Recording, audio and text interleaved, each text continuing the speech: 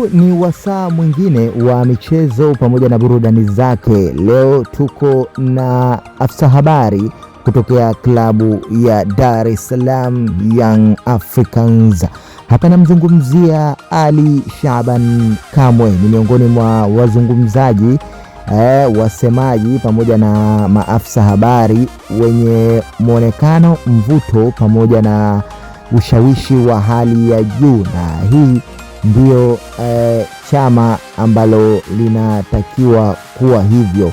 Chama kama la Yanga pamoja na vikosi vyake vimekuwa vikiendelea kupambana kuhakikisha kwamba wanatusua zaidi kimataifa. Tumeona namna ambavyo wanatoa dozi juu ya dozi. Sasa mimi nikukaribishe katika yale ambayo Ali Kamwe ameyaongea na kuyaweka wazi, lakini pia kutoa marekebisho na kukosoa maneno ambayo watu wamekuwa wakiambiana ama taarifa ambazo haziko sawia kwa mashabiki.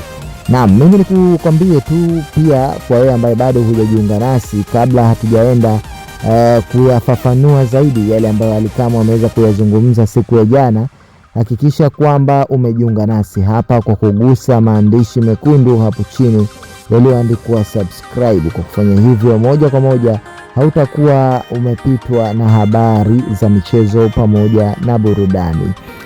Ali Kamwe ni miongoni mwa wadau wakubwa sana wa klabu ya Yanga, na ameeleza jinsi ambavyo sasa hivi timu ya Yanga imekuwa ikijipanga katika kupambana zaidi kuleta kombe la CAF hapa nyumbani Tanzania.